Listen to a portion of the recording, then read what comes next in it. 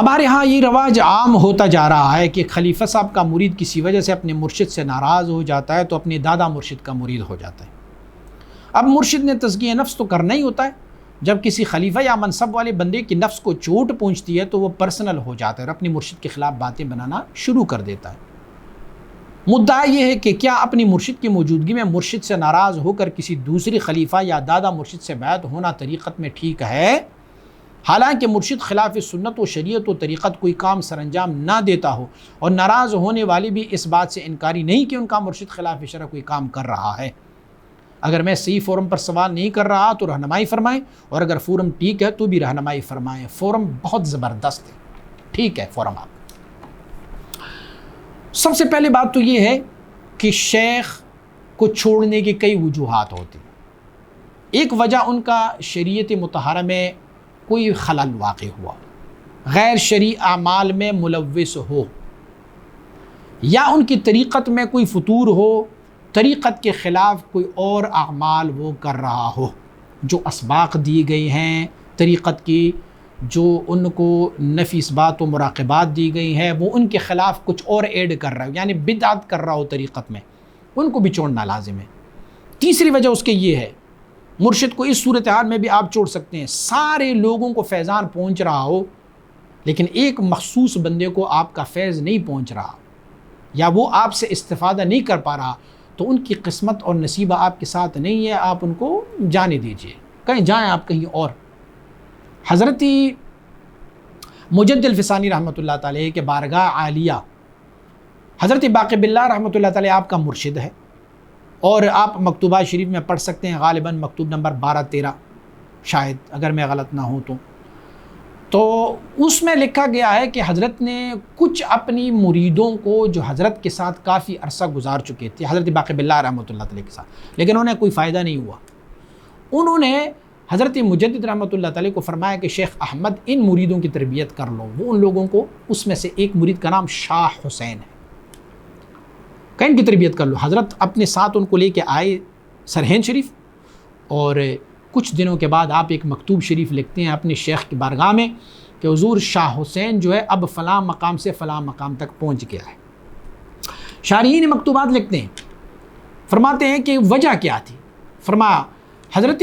باقی باللہ رحمۃ اللہ تعالیٰ تو وہ ہستی ہے جنہوں نے حضرت مجد الفسانی رحمۃ اللہ تعالیٰ جیسے شخص کی تربیت فرمائی ہے، لیکن اس کے باوجود بھی ان لوگوں سے ان کو فائدہ نہیں ہوا، تو فرمایا کہ ایک ابرار کا رستہ ہے، ایک مقربین کا رستہ ہے۔ حضرت باقی باللہ رحمۃ اللہ تعالیٰ ان لوگوں کو مقربین کے رستے پر چلانا چاہتے تھے، لیکن ان کی حال کے موافق وہ رستہ ٹھیک نہیں تھا مقربین والا، تو وہ مقربین والے رستے میں آگے وہ موو نہیں کر پا رہے تھے۔ مجدد رحمۃ اللہ تعالیٰ نے انہیں جب اپنے ساتھ لے کے گیا تو انہیں دیکھا کہ ان کا رستہ مقربین سوٹیبل نہیں ہے ان کے ساتھ، تو انہوں نے ان کو چینج کروا کے ابرار کے رستے میں ڈالا، اور جب ابرار کے رستے میں ڈالا تو وہ چل پڑے ہیں وہاں پر۔ ایک بندہ پیدل جا سکتا ہے، سفر کر سکتا، اور ایک بندہ جو ہے وہ پیدل نہیں جا سکتا، تو اگر آپ ان کو پیدل جانے کا حکم دیں گے تو وہ نہیں جا سکے گا۔ ان کے لیے بہتر طریقہ یہ ہے اسے سائیکل، موٹر سائیکل، گاڑی پر بٹھا دو، وہ چل پڑے گا وہاں۔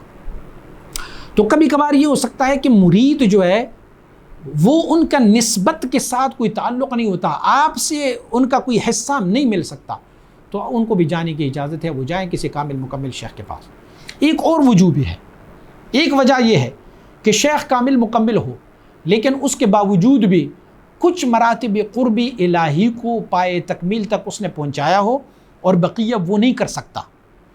تو مرید جو ہے وہ صاحب استعداد ہو۔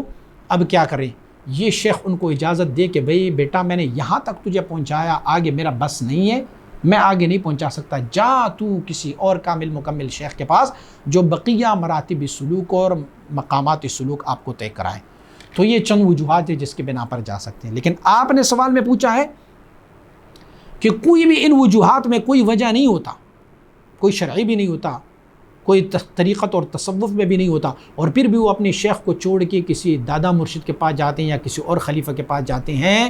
تو یہ بالکل جائز نہیں ہے۔ آپ کے ساتھ، اپنی شیخ کے ساتھ، جب تک کہ شیخ نے، میں نے جو اصول بیان کی، شیخ میں یہ اصول نہ ہو تو وہ ان کے ساتھ وابستہ رہیں،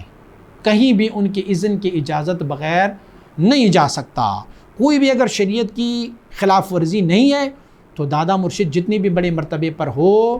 تو اگر یہ سالک ان کو مقامات سلوک طے کرا سکتا ہو تو وہ کرائیں، دادا مرشد کے پاس یا کسی اور خلیفہ کے پاس ان کے جانے کی کوئی اجازت نہیں ہے۔ اور آپ نے بالکل درست کہا ہوا ہے کہ کبھی کبھار ایسے ہوتے ہیں کہ صاحب منصب یا خلیفہ آپ کا مرید ہو اور ان کی کسی غیر شرعی کام پر آپ اس کو روکتے ہیں، ٹھوکتے ہیں، تو وہ پھر پرسنل ہو جاتا ہے اور اس کی نفس کو چوٹ پڑتی ہے تو وہ پھر چھوڑ دیتے ہیں اور طرح طرح کی باتیں کرتے ہیں، پھر چھوڑ جاتے ہیں۔ ایسے مریدوں کے بارے میں بالکل سوچنا ہی نہیں چاہیے، اس کو جانے دیں۔ جب ایک دفعہ ان کی دل کا رتبہ، دل کا جو میلان ہے، دل کی جو تار ہے یہ ٹوٹ جائے تو پھر وہ دوبارہ جڑتا نہیں ہے، بس ان کو پھر جانے دیں۔ اور آپ کو بھی میری نصیحت ہے کہ آپ کیوں مرید کر کے بیٹھ گئے ہیں؟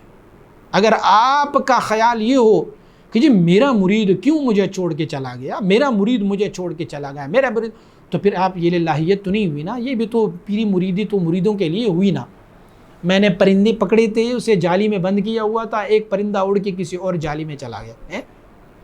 نہیں۔ آپ کا اگر مطمع نظر رضائے الہی ہے اور تصوف اور سلوک کسی اور کی طرف جانا ہے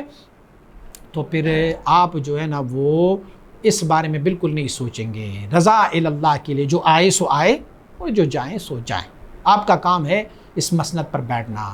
میں نے کسی کتاب میں پڑھا تو نہیں ہے، لیکن اپنی سیدی والدی اور مرشدی حضرت مبارک صاحب علیہ رحمت سے سنا ہے، میں نے پڑھا نہیں ہے، کسی کتاب کا حوالہ میرے پاس نہیں ہے، آپ سے میں نے سنا ہے کہ حضرت خواجہ محمد معصوم رحمۃ اللہ تعالی کا ایک مرید کسی بات پر ناراض ہو کے حضرت کو چھوڑ کے حضرت مجد الفسانی رحمۃ اللہ تعالی جو حضرت خواجہ محمد معصوم کے والد گرامی ہیں ان کے پاس چلے گئے۔ انہوں نے پوچھا بیٹا آپ کس کے مرید ہو؟ تو انہوں نے کہا میں محمد معصوم کا مرید ہوں، لیکن میرا ان کے ساتھ یہ مسئلہ ہوا ہے، میں آپ کی بیعت ہونا چاہتا ہوں۔